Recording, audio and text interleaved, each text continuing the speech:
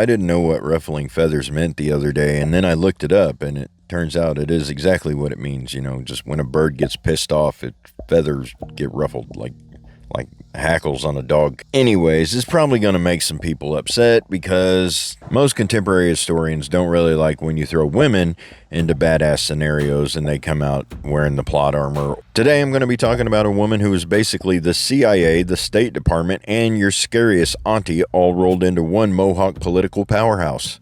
You probably might have heard about her brother Joseph Brant. He was a famous Mohawk leader. And if you do know about him, then congratulations. If you don't, read a book. Joseph got all the statues, the accolades, and all of that jazz. But his sister, Molly, got results. Molly was born around 1736 in the Mohawk Valley of New York. And of course, with all historical stuff, especially figures, there's a problem with telling most of her story, you know, especially the earlier stuff, because I'm guessing as badass of a woman as she was probably dirt poor, bad eyesight. It's just a guess. And the equivalent of a farm kid. Because the amount of plot armor that this chick is wearing. So yeah, I really don't know a lot about her early life. But I do know the woman who would eventually become one of the most influential indigenous political figures of the American Revolution spent her first part of her life in a world where nobody bothered writing down anything, especially what women were doing, especially Native women. Then her life takes one hell of a turn. She becomes the partner of Sir William Johnson, one of the most powerful men in colonial America. Johnson was the British Superintendent of Indian Affairs, meaning he was basically the Crown's chief diplomat dealing with the Haudenosaunee, here we go. Haudenosaunee. I appreciate that. Molly just wasn't some side chick, some side piece that he kept hidden in the shadows and just, booty call, like via snail mail.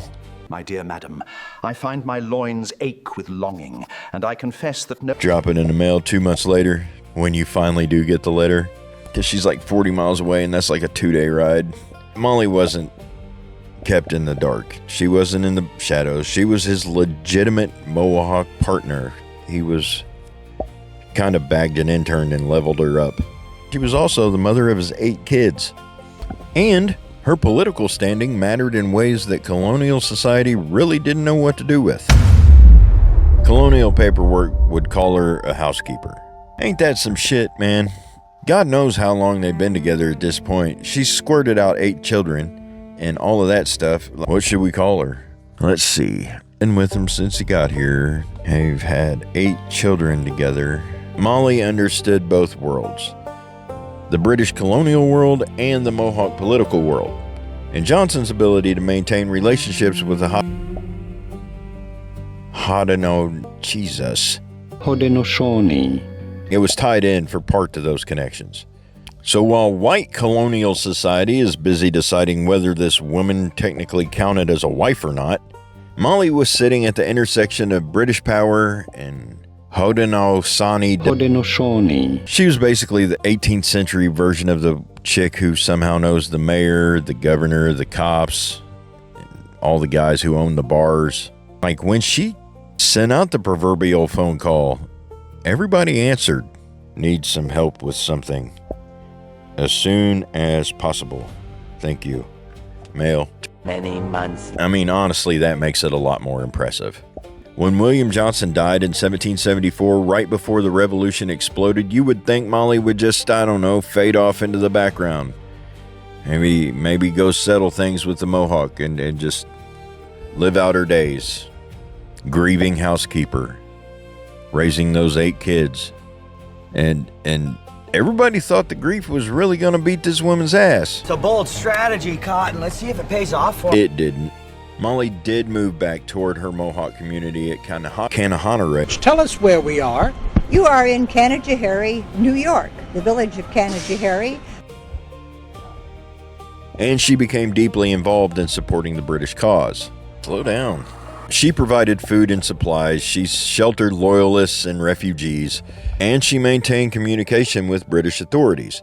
She used her relationships and influence within the Mohawk and the wider Haudenosaunee. to help keep the British alliance together. She wasn't a general or anything. She wasn't a spy in a black coat sneaking through the woods with a mini musket. She was something a lot harder to replace. Information moved through people, and Molly knew people. A lot of people. There are accounts from British officials describing the extraordinary influence she possessed among the Mohawk and other members of the Confederacy. In other words, she really didn't need a military rank. She had something much more dangerous. People listened when she spoke. And that is very, very dangerous.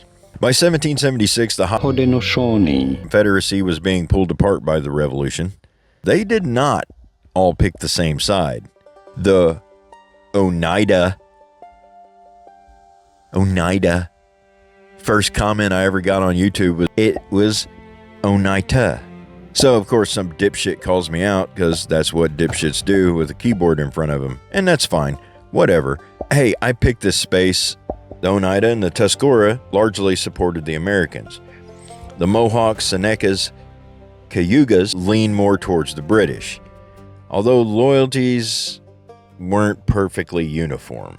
That's mainly because the American Revolution was tearing a hole in the political landscape of the world. And Molly's just out here doing her part, trying to keep her side from collapsing. A Mohawk woman wielding enough political influence to move chiefs, warriors, British officials, and diplomats in the middle of a revolution, while men in powdered wigs were still arguing about who should be in charge. That's Molly Brant, and we're just getting started.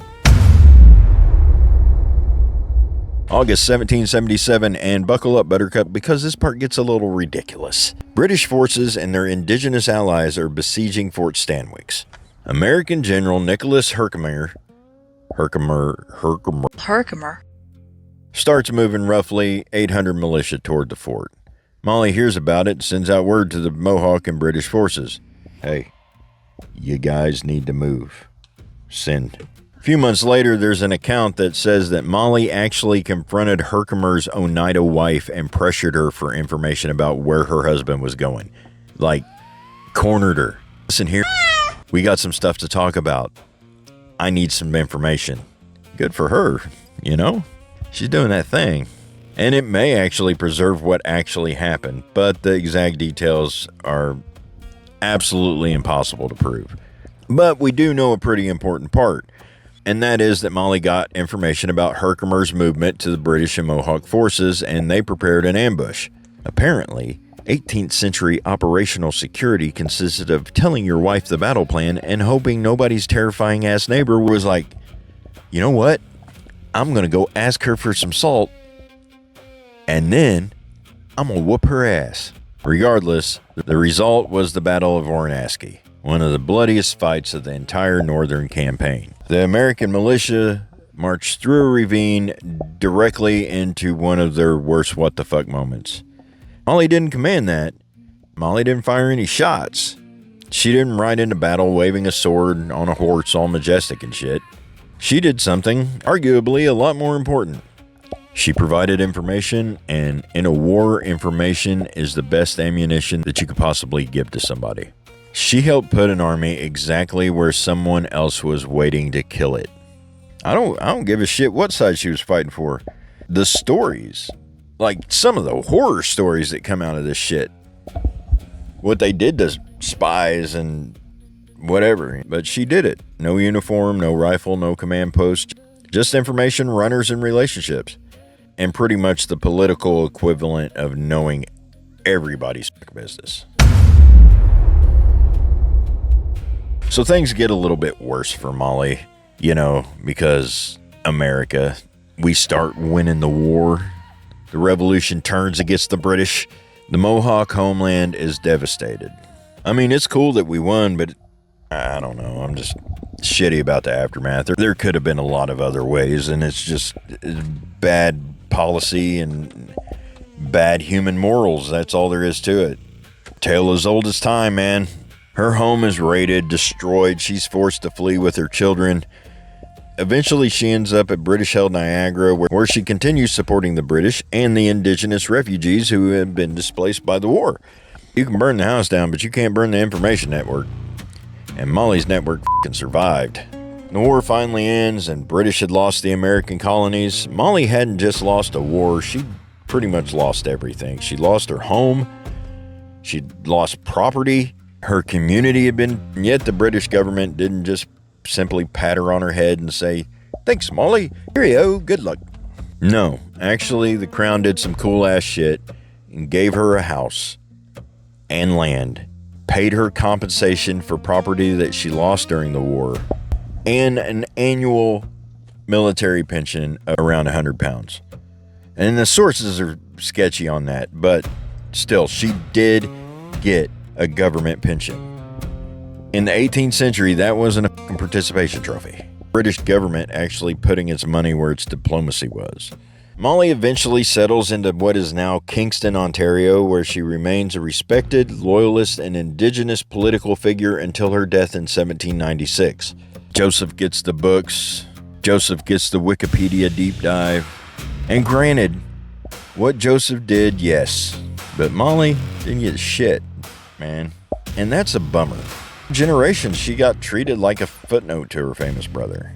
I mean, her brother was doing completely different shit than Molly was doing. She was operating in a completely different arena.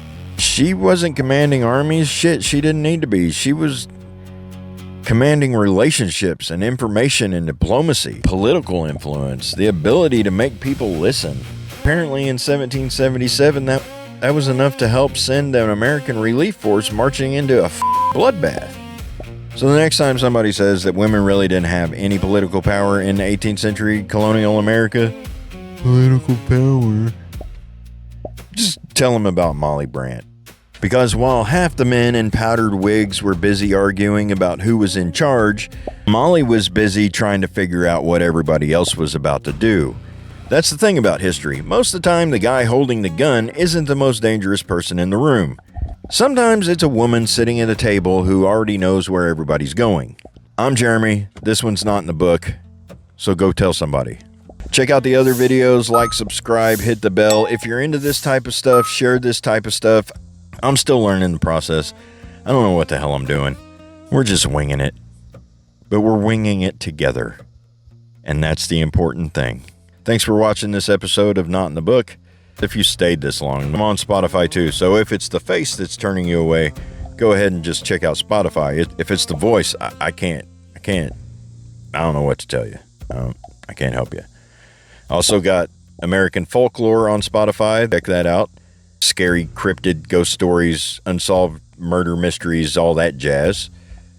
And that's audio only. So like I said, if the face is turning you off, then the voice, maybe we could do something with. It's just fucking goofy.